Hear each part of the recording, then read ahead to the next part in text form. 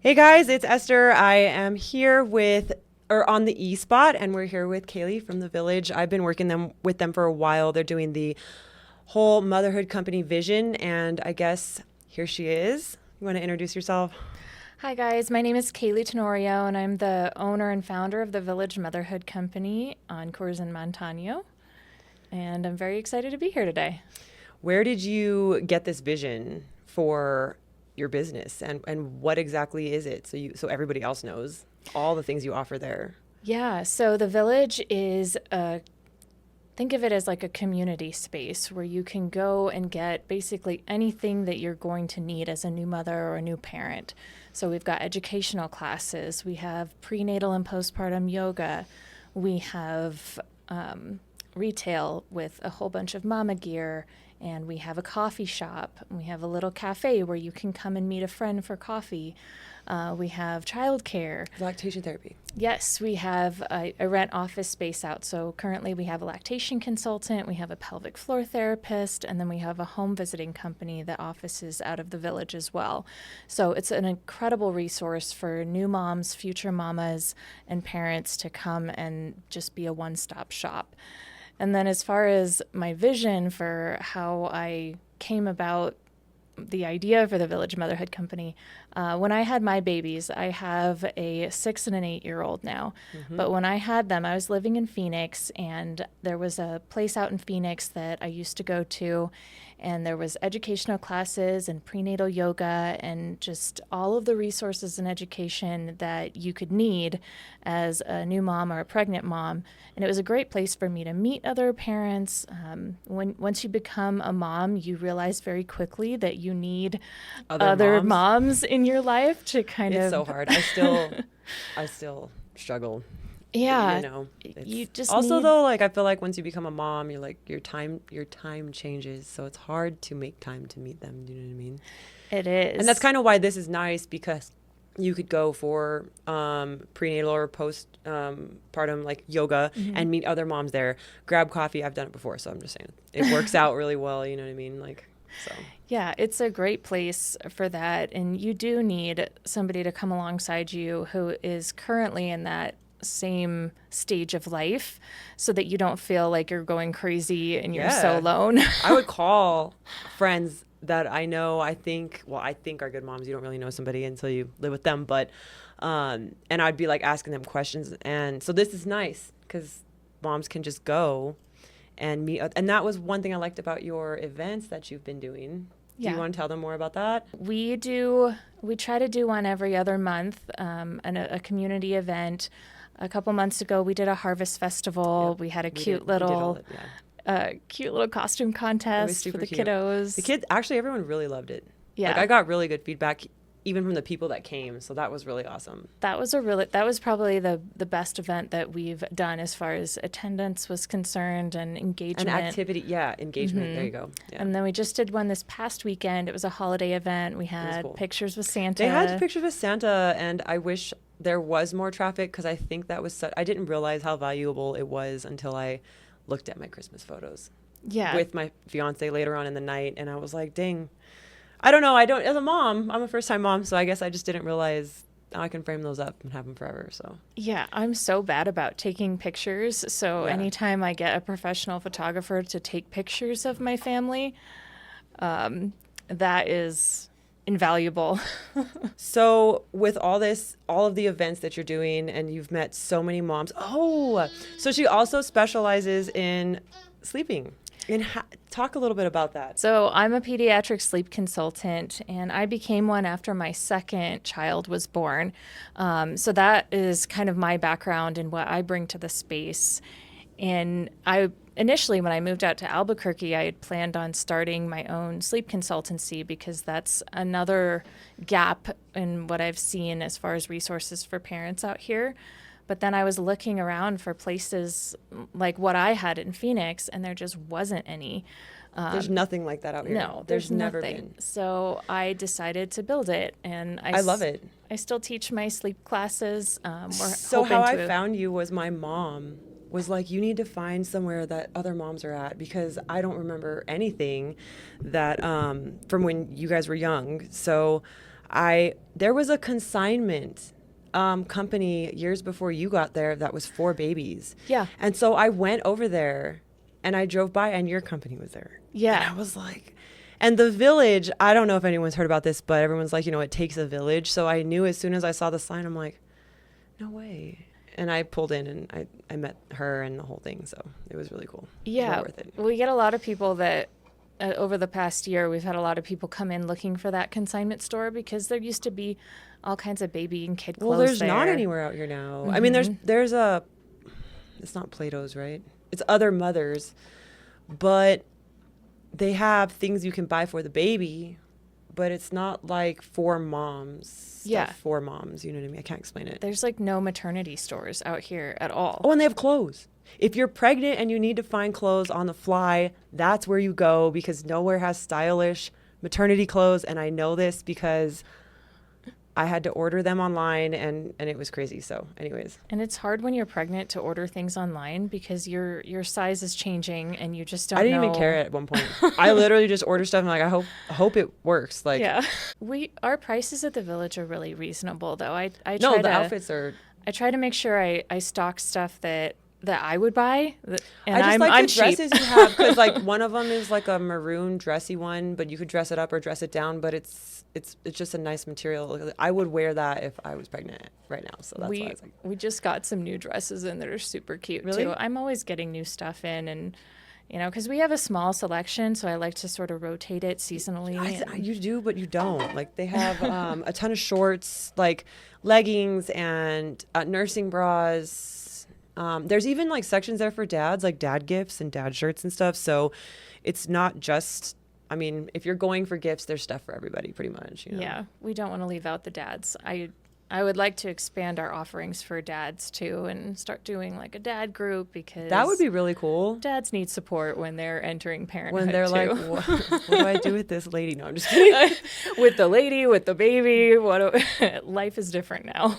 I don't even know. I wish I could got in the back of my fiance's head and heard everything. You probably wouldn't have wanted to be honest. I would have. I wouldn't have said anything, you know what I mean? I have a question though. So talking about like the general speculations it is having a spouse and everything, what are some of the myths in motherhood that you wish you could get rid of or revise, correct? Probably the biggest one is just the myth that nowadays moms feel like they have to do everything and they have to bounce back so quickly after having a baby. It's like this bounce back generation that we're in, and it's like, okay, 6 weeks after you have a baby, you're supposed to be back to work and functioning as a human. That's not a realistic expectation for anybody. And the fact that we put that kind of pressure on ourselves, not just to bounce back, but also to like, now I have to work and do everything that I did before I became a mom. And work.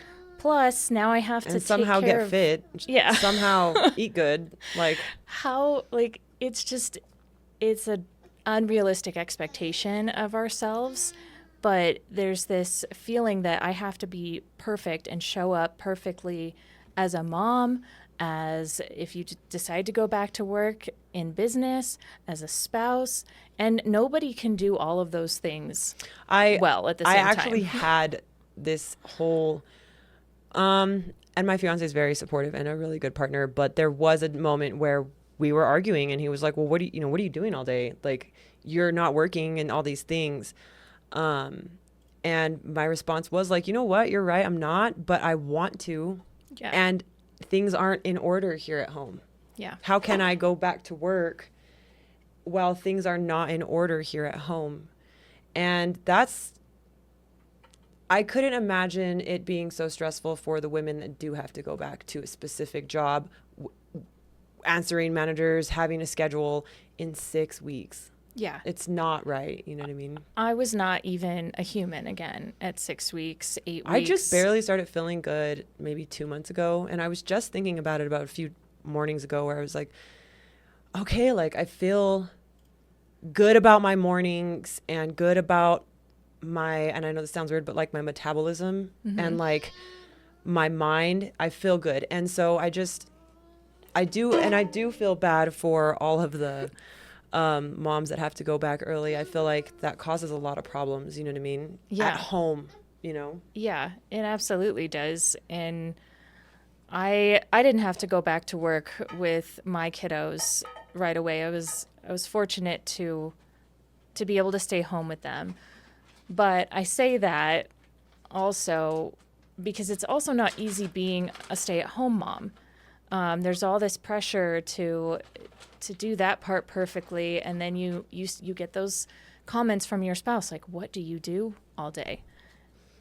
Because sometimes they'll come home and there'll be dishes in the sink and there'll be all these house chores that they think that you should have had time to finish, but they don't see what it's like watching a baby or a toddler Well, all also, day. like, do you really want your kid to just see your partner cleaning all day? Yeah. Like, is that what you want your son to think that's what you do all day is clean? Like, my son follows me around the house now and cleans with me and mocks me in a sense. And I told my fiance's like, well, you better start doing some more manly stuff. I said, you better start doing some more manly stuff and incorporate him because I'm doing my feminine stuff over here. This is what I'm supposed to be doing. You know what I mean? Yeah. So I Yeah. don't know. It's hard because, like, you know, you get very fussy and you put everything aside and yeah, there's dishes out. I didn't finish a task. You know what I mean? Like it sucks. It's rough. Yeah. And we put all this pressure on ourselves, and then we feel guilty if we don't do all the things and keep the do at baby night. alive. And then we're like, man, I just didn't get anything done today. But you did. You got the most important thing done, which is being his mom. And spending time with him. And spending time with And developing him. like social skills and respectable boundaries and stuff. That's what they need more than a clean house. But it's hard to balance that with our partner's expectations and our expectations of ourselves. Yeah, And of course. we just end up feeling like we're failing in all the areas. I know. When you built your business, I have a list of questions that I always ask. So when you built your business and you got in there, what were any stories or experiences you had where you knew like, this is why I did this. This was the purpose of my whole empire. Yeah, this actually happens to me on like a weekly basis, I'll say, sometimes more often than that. But specifically, there was this one time that a mom came in and she was very newly postpartum. I think her baby was, less than 8 weeks old. So she was in the thick of it, just trying to figure out how to function. And these kind of stories happen to me all the time. And I can tell she is on the verge of tears. She's struggling because your hormones are a mess after you have a baby. And you have to get used to now you're not just taking care of yourself and your needs, but you're responsible for keeping this little baby alive. And it's just so overwhelming. So she came in and, I could tell that she was just having a really hard time. And by the time she left, she had connected with other moms. She had gotten coffee. She had gotten a break. Somebody had given her a hug, and she was just lighter. She walked out of there feeling supported and feeling like she had a community. And that's the most amazing thing for me to see is when I see moms that come in and they're obviously struggling, and I've been there, so I know what that feels like. And then to see them walk out and be a little bit more of themselves. There's an influencer out there, I can't remember her name right now, but she started this whole clothing line called Get Your Pink Back. Oh, yeah. Yeah, I don't know the influencer, but I know the line. Yeah. She's super popular. Lindsay Girk or something, I believe is her name. And once she had her babies, she was really struggling with postpartum depression. And I guess when flamingos have babies, they lose the pink color of their feathers. Because the babies drain all the nutrients out of them. Yes, exactly. Like in real life, it really happens like that. In real life, the babies drain your nutrients, your life force, the things that make you feel beautiful and like yourself. And that's just such a crazy analogy to how we experience motherhood. And it takes them quite a while to get their pink and their feathers back. And I thought that was such a beautiful thing, and so much of the reason behind why I Hi, Jacob. Hi. You like being on camera too, don't you, buddy? So, yeah, it's really special, though, to get to see that women just needing that connection and being able to meet some need for them on that day. So we were talking about how you feel, just the fast-paced life that everyone wants, like moms to get better so quick. Mm-hmm. Do you feel like that's affected, like the youthful moms? So many young moms that all their focus is after they have their baby is to be on the go, get fit again, maybe even like get out dating and stuff. And it's only been a few, maybe 6-8 weeks, you know what I mean? Yeah. Do you notice that a lot, or do you feel like that's happening more often now? I think because we live on social media and we live in this comparison society where we only see influencers and, celebrities, and I just gotta get him to settle in. I'm so sorry. that's okay. My mother-in-law watches him normally, and she's doing a cross-state move, so she's not here now. Oh no. That I get it though. I mean, I'm a mom too, and finding childcare is Well, I would have taken him there, but you're here, so I couldn't. I know. We're your childcare break, and we're not at the village right now. I know, that was the whole. I was thinking about it this morning. I was like, I could ask the village, and I was like, I can't ask the village because that's who's coming. So it ended all of that for me. But one of the other questions I had is, you asked what we had discussed kind of what you thought mothers were craving in the world today. What do you think that is? I think people are craving connection. They're craving connection with. We think that we get all this connection online, which we do to some extent, but it's not the same as in-person interaction. And I think people are craving a space where they don't feel judged, because we judge ourselves so much, and we get that judgment everywhere. So to find a space where you can show up as a hot mess express of a mom, and Like right now. No, I'm just kidding. and it's okay because we're all moms there and we get it. I think there's just something, it feels very safe about that. Yeah. Where you don't have to worry about apologizing for your kids, and you don't have to worry if they're having a bad day because they skipped their nap, Well, that is a nice thing that I realized once being a mom was, when you don't have kids and you're out with people who have kids, you're like,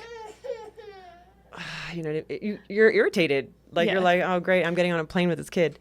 Then you 'cause you don't have get it. one, and it changes your whole perspective. I saw a meme that said, I never saw any moms in the world until I became a mom, and now that's all I see. Yeah. And I didn't realize that was how that worked until now. And so it was nice because I thought, well, this might work out because she's a mom, and that's the whole reason we're here. So it was cool. Anything else that you want to tell us? Do you have anything coming up next year that you're excited about? We are looking at making some changes next year. I'm hoping to launch an online platform where we're going to have a lot of educational content and resources, and that will just allow us to reach a much larger market, even bigger than Albuquerque. That's great. So that is in the works. We have some other changes coming up as well, so definitely keep an eye out for those. I'll be announcing them officially soon. Let me grab him before we leave. We're going to exit here in a second. Oh, I wanted to highlight the fact that they have an amazing, pregnancy class, the first time moms classes that you take. I did take mine with Loveless, but I went into one of the events, and I went into one of the events and I talked to the people that do it, and I saw their pamphlets. So if anybody here is interested in a first-time parenting classes, lactation classes, I would highly recommend the Village. They have a whole entire pamphlet you can take home with you. It's like a little book, and honestly, I wish that I had had that when I went to Loveless. So, but that was what I wanted to tell them about the Village. So. Yeah, there's so many. When I had my first, I didn't realize that I knew so little. I thought that so many things like breastfeeding would just kind of come intuitively, and I had so many issues with that. So it wasn't until I had my second baby that I started taking more educational classes. Really? Okay. I realized, I was like, wow, there's a big learning curve here. I try to tell everyone this, and they don't like. They're like, oh, I'll figure it out. Yeah. How hard could it be? And then you're they like, would call me with like terrifying stories, traumatic stories later, and I'm like, in my head, I'm like, if you had taken the class, like you would have known a little bit more about that, or the process of giving birth, like the Pitocin and all the different things it can give you to stop or slow down or start the pregnancy. Like a lot of people didn't know, a lot of women that were having babies around the same time as me didn't know about it. So, yeah. and I think to myself, I wish you had gone to these classes, but it would be nice to have like the little booklet and all that. So yeah, knowledge is power, and taking a class doesn't necessarily mean that you won't have any issues with your birth. Birth is a crazy. And so many things can come up that you just don't expect. But knowing what could happen and being mentally prepared for that ahead of time. Then you can kind of have a plan. Yeah. If something goes wrong, exactly. or It makes you all don't the have to be difference. upset with the doctors or the nurse. It just kind of like you kind of know a little bit about it. So yeah, you feel a little more in control, and that can make all the difference when you're having to make really difficult decisions in the moment. Yeah, it did. I wasn't supposed to have a C-section, but I ended up having a C-section, and it was because his heart rate was dropping. Yeah. And so because of the classes, I knew that like all the different stipulations around asphyxiation with babies and all the things that could happen. So that helped me with the decision to go straight into surgery. So happy. Yeah. And the doctor's job is to keep you and your baby safe, but you do still have options. And if you know what those options are, you can ask for them in the moment. And it might make that whole experience just a lot smoother if you do have to have a C-section. Well, the reason I say this, and I agree with you, is because for me, when we were going into C-section, I felt like they were trying to do everything that they could to not do the C-section. But when I'm listening to their voices and listening to the numbers on the screen, I'm like, well, his oxygen and his heart rate is dropping so quick. Like, and I asked her point blank, I said, would we need to do the C-section to save him, or we wouldn't know about a tube around his neck until he came out? Correct? And she said, correct. And I said, C-section immediately. Yeah. And that stopped all of that, all of them trying to get me to give birth, any of that, you know what I mean? So, yeah. And that should be your choice. And if you're educated about that, that's a far easier decision to make than, just trying to, let the doctors tell you what to do or wait until the very last minute. And there's also, they do like gentle cesarean sections now where, they allow that skin to skin afterwards. And, there's different things that it doesn't have to be such a medical experience, even if for the safety of you and baby, they do have to go ahead and take that path, and that's not a failure on anybody's part. I don't think people realize it's too much to really, sorry guys, he's wandering around here. It's kind of funny.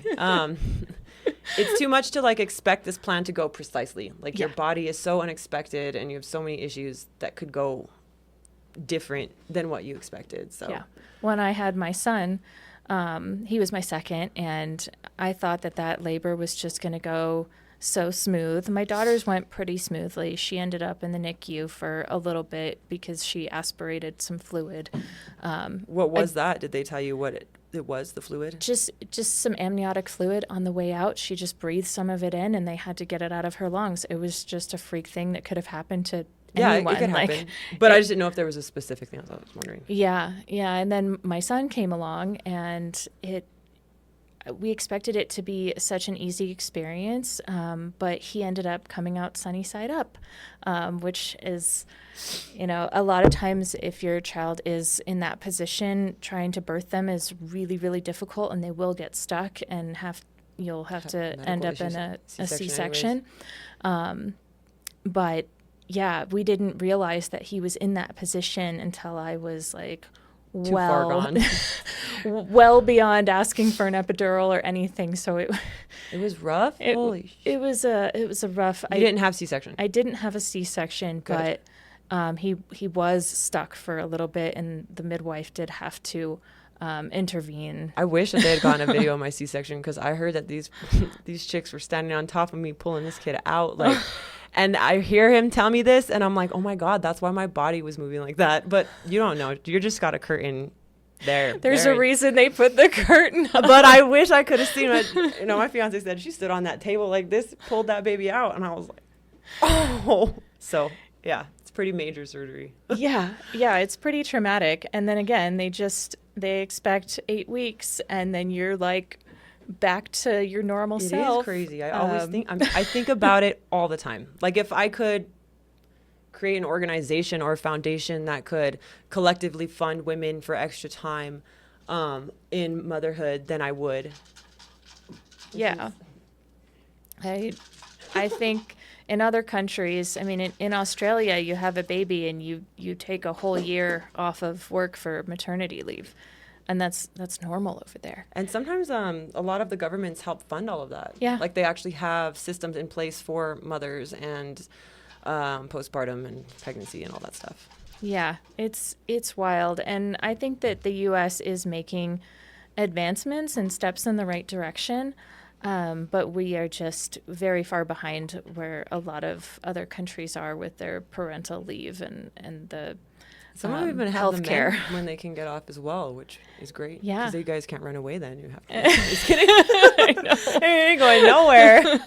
Well, I mean, moms need that support at home. And It's true. It's probably one of the hardest things a good mom, and I say that within somebody that's gonna like be present all the time and actually be consistent and persistent and invested. Like, it's one of the hardest jobs somebody can choose to do.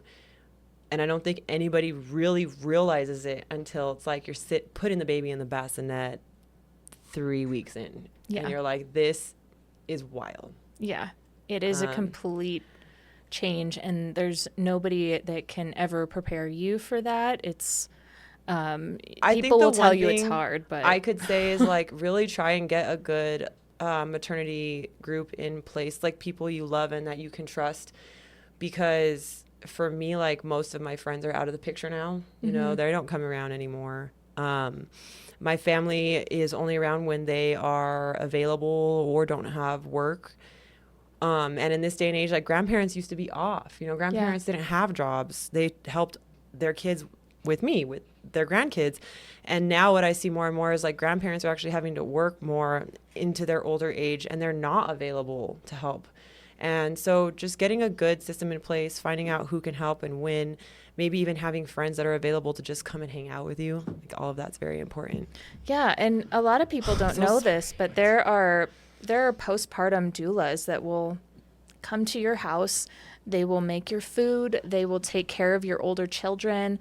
They will help you with whatever it is that you need help with during that postpartum period. And they have connections for all of that as well. Yeah. The village has the connections for all of that as well. We're partnered with a bunch of doulas, both birth doulas and postpartum doulas.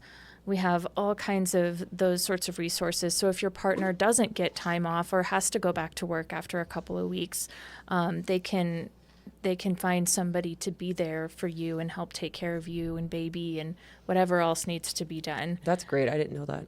I knew they had them for during pregnancy and the delivery, but I had no idea they had them postpartum. Yeah. That's what I'm saying. Like, I learned a bunch of stuff just going to the event. If you go to one of the events, go in, participate. They do great raffles. And also ask questions to all the companies that are there, because that's what I did the first time for our first event. I hadn't fully met everybody. So I wanted to go in and meet everybody at the Halloween event, and it was great, and they had so much information there I had no idea about. So yeah, we've got a ton of resources all across Albuquerque, and it's not just partners that teach at the village. We've got a whole resources board full of chiropractors all over the place, everything. And, pediatric this and that, and there's so much up there. So definitely a good spot to check out. And I give a lot of recommendations. I have people call me all the time like, oh, do you know somebody who does placenta encapsulation? And I'm like, yeah, I got you. I'll send you, names of 3 doulas that I know that do this.